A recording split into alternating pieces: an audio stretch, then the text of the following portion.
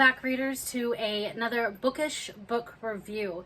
So today we have The High Mountain Court by A.K. Mulford. Mulford. A.K. Mulford. I'll put it up here. It's hard to see. You can kind of read a little better there. There's A High Mountain Court, A.K. Mulford. It's part of the 5 Crowns of Oakrith series. So down here at the bottom. Can I just say how much I really like the binding on this book with the corners, and it looks like almost like a fancy tome. So that's really cool on its own. So that being said, I really like this book. So the overall story, it follows Remy, who is the secret last heir of the... So there's 5 different realms in the society, right? Let's start with that, sorry. So she is the last secret heir to one of those courts that was seemingly wiped out. Her entire family, parents and brothers and sisters were all wiped out. And she is supposedly the last one alive, but it's a secret. Nobody knows who she is. And basically the legacy that she comes from. She's hiding away, keeping it a secret. And she meets up with... one of the princes of one of the other courts, and his name is Hale, and the two of them are trying to find a way to save the kingdoms, basically, which essentially you can always tell who the villains are going to be, and it's obviously when these kind of stories, it's always like a king or one of the princes from the realms, or that's not the main hero. So while the idea for this story has a lot of interesting and new kind of elements, it still has kind of that same formula interwoven.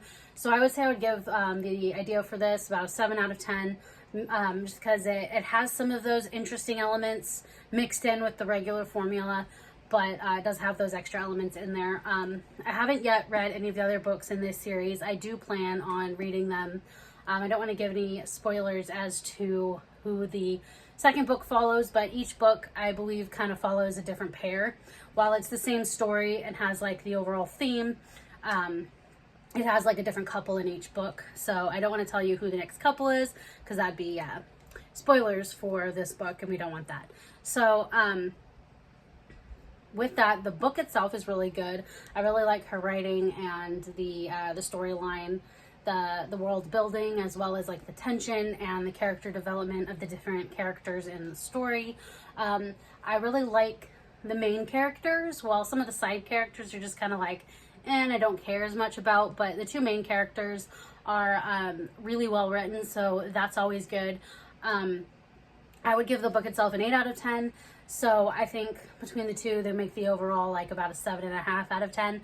But that being said, this is definitely worth the read. If you can get it, I'd say maybe check your library first. And if you like them, then totally go for it. There are, I believe, 5 books. I mean, there's 5 crowns. So I don't know if she's going with each kingdom getting its own book. But I know there's at least 4 books in this series. I'll have to let you know when I start reading the rest of them, but this one is really good. I really do like how it weaves into it the different mythologies of the different realms, because each realm each kingdom kind of has its own mythology and type of magic, and I like how that's all interwoven together and that sort of thing. So yeah, definitely go check this one out. It is The High Mountain Court. Oh, there you go. I think you can read that. But yeah, go check it out, and until next time, let's get reading.